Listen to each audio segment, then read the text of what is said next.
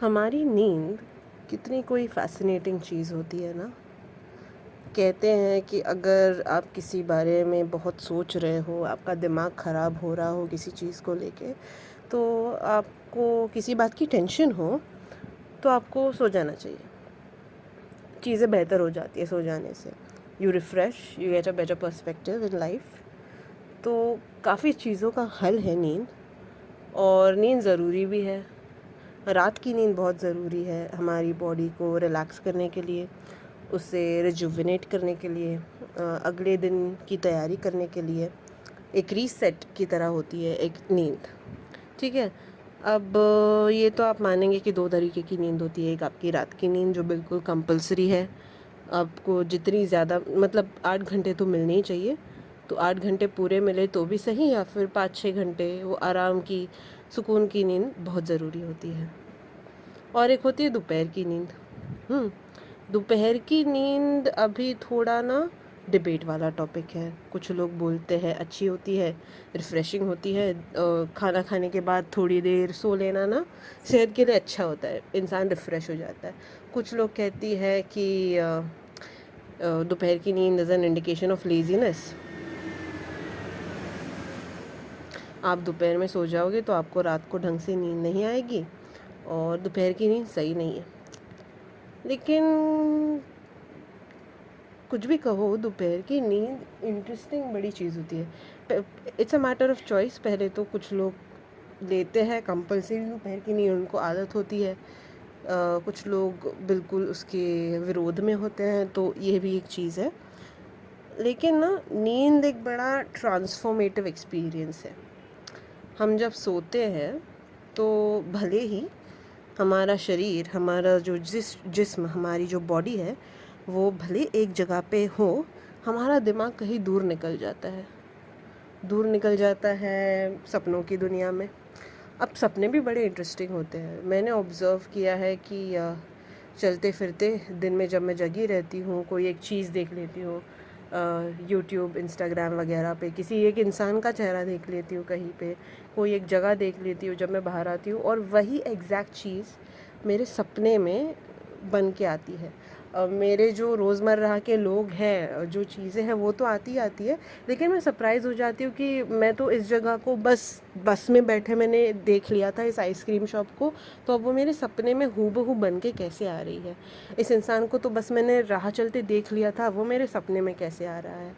तो बड़ा ही कोई एक ट्रांसफॉर्मेटिव एक्सपीरियंस हो गया है, होता है नींद मेरे हिसाब से हमारे लिए एज अ ह्यूमन रेस। और काफ़ी मिस्टिकल सी भी होती है। नहीं, नींद में हम कहाँ चले जाते हैं, हम होते तो वही हैं, इसमें कोई दो राय नहीं। हम फिज़िकली तो उसी जगह पे होता है जहाँ पे हम सोए थे, हम उठेंगे भी उसी जगह से।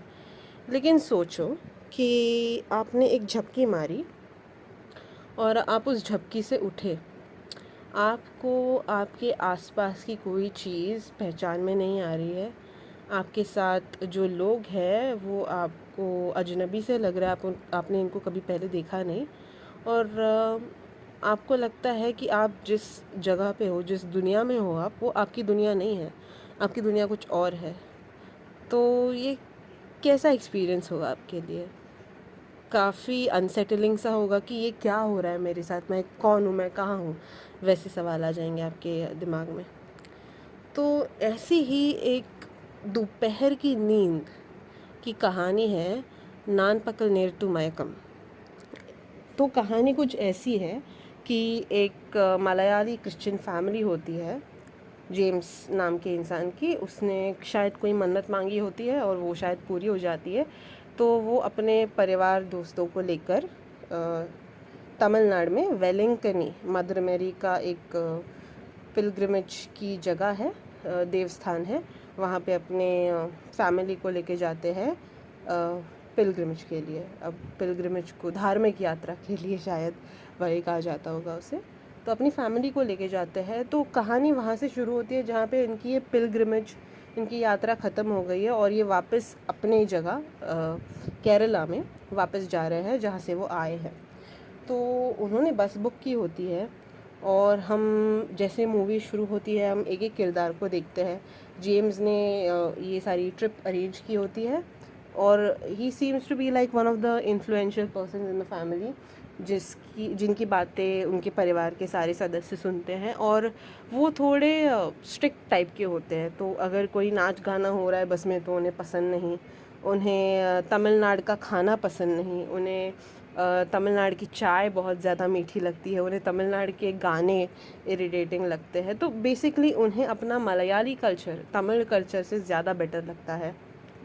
और थोड़े बज़किल टाइप के होते हैं। बज़किल मतलब उनको मस्ती पसंद नहीं, मौज मस्ती पसंद नहीं, शांत रहो सब, ऐसे टाइप के, ऐसा कुछ होता है। तो और फिर उनकी जर्नी शुरू होती है। वो हर एक को टोकते रहते हैं कि ऐसे करो, ये मत करो, वो मत करो, चिड़चिड़े रहते हैं वो।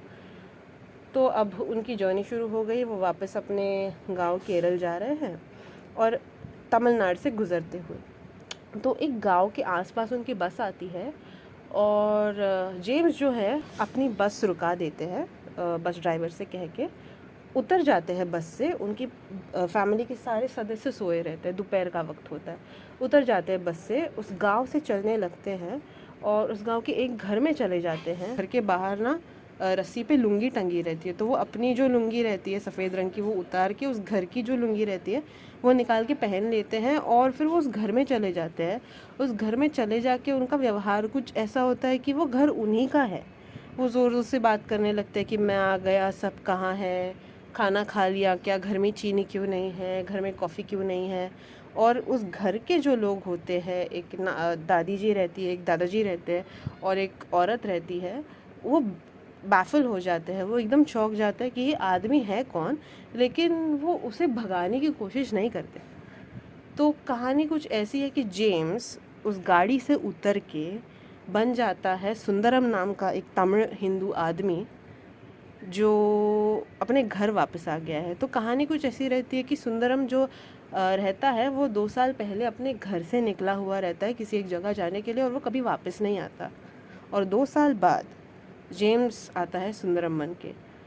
अब ये जो स्थिति है, ये जो सिचुएशन है, सुंदरम की जो तमिल फैमिली है और जेम्स की जो फैमिली जो बस से अब उतर के अपने आदमी को ढूंढने लगी है, उनके जेम्स को ढूंढने लगी है, बिकॉज़ उसके सिवा वो वापस अपने घर नहीं जा सकते। तो ये काफ़ी एक डिफ़िकल्ट, एक बहुत ही दुविधा भरी सिचुएशन हो जाती है, क्योंकि जेम्स का जो बर्ताव रहता है, उसका बोलना, चलना, लोगों से बात करना बिल्कुल ही सुंदरम की तरह हो जाता है।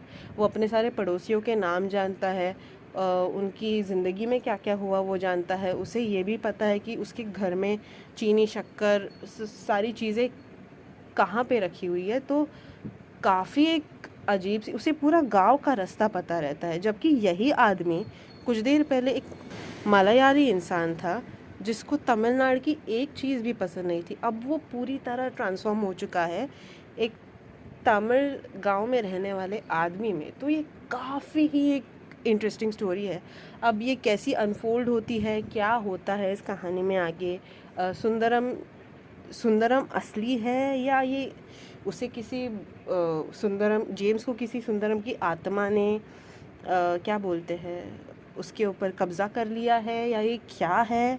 ये देखने के लिए आपको ये मूवी देखनी पड़ेगी, जिसका नाम है नान पक्कल नेट्टु मायकम, जो नेटफ्लिक्स पे अवेलेबल है। It's in Malayalam, English subtitles के साथ अवेलेबल है। So if you can go through the effort of watching the movie while reading the subtitles, मैं आपको highly highly highly highly recommend करूँगी कि आप ये मूवी देखिए, because it's a masterpiece. The movie simply simply simply brilliant.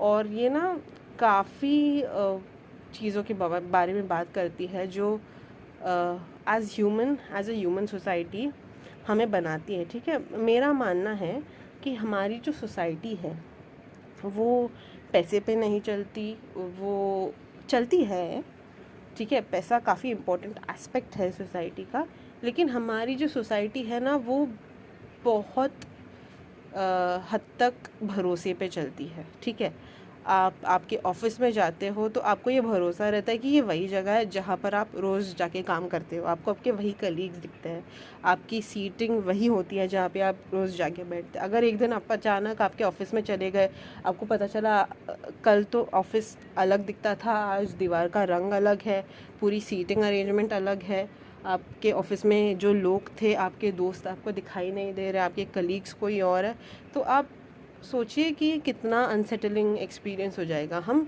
जी पाते हैं क्योंकि हमें भरोसा है कि हमारी ज़िंदगी जैसे चल रही है वैसे ही चलती रहेगी। हम जो चीज़ों में बिलीव करते हैं, जिन लोगों से मिलते हैं, जिस घर में रहते हैं, जिन जगहों पे हम जाते हैं, वो वैसी की वैसे रहने वाली है।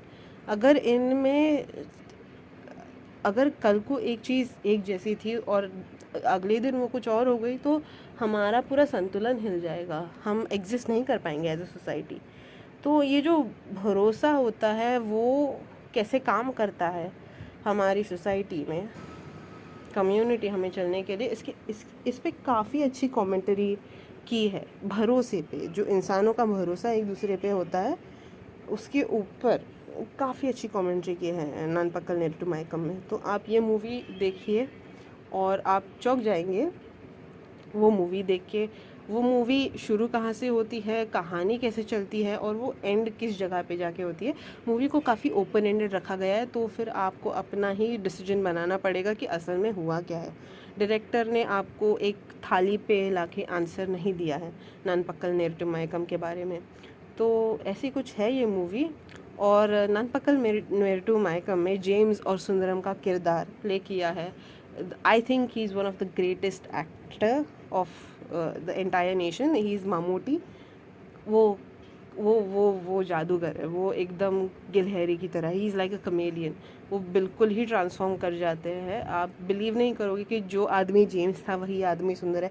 इतने कन्विक्शन के साथ उन्होंने वो कैरेक्टर, दोनों कैरेक्टर्स प्ले किए हैं और आपका भी दिमाग थोड़ा उल्टा सीधा हो जाएगा कि हो क्या रहा है, बिकॉज पूरी मूवी उन्हीं के कंधे पे चलती है। हाँ, बाकी सारे लोग सपोर्ट करते हैं उस स्टोरी को, but Mammootty is the star of the film. तो आपको ये मूवी देखनी चाहिए, बिल्कुल ही देखनी चाहिए।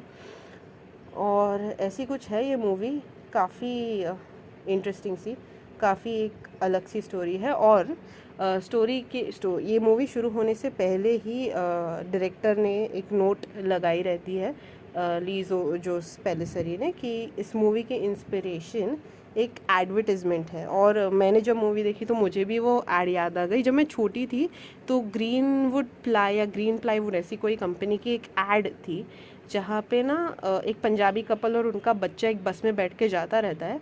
तो वो बच्चा एक जगह पे बस रोक देता है और उस बस रोकने के बाद वो तमिल में बात करने लगता है और वो उस बस से उतर के एक घर में चला जाता है और उस घर में जाते वो बच्चा सावित्री सावित्री सावित्री करते जाता है और वहाँ पे एक बूढ़ी अम्मा रहती है जो सामी सामी करने रहती है। तो वो मुझे याद है बचपन में मैंने वो ऐड देखी थी, सावित्री सामी सावित्री सामी।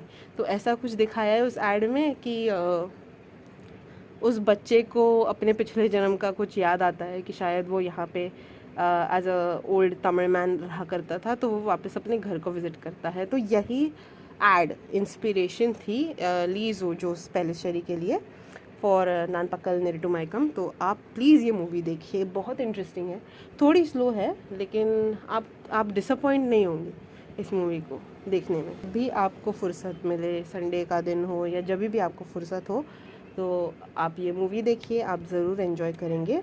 और ऐसी ही मूवीज़, बुक्स वगैरह यहाँ वहाँ की बातें करते करते मैं दोबारा आपसे मिलूँगी। फ़िलहाल जानवी प्रदीप आपसे विदा ले रही है, तो जल्दी मिलेंगे। Okay, bye.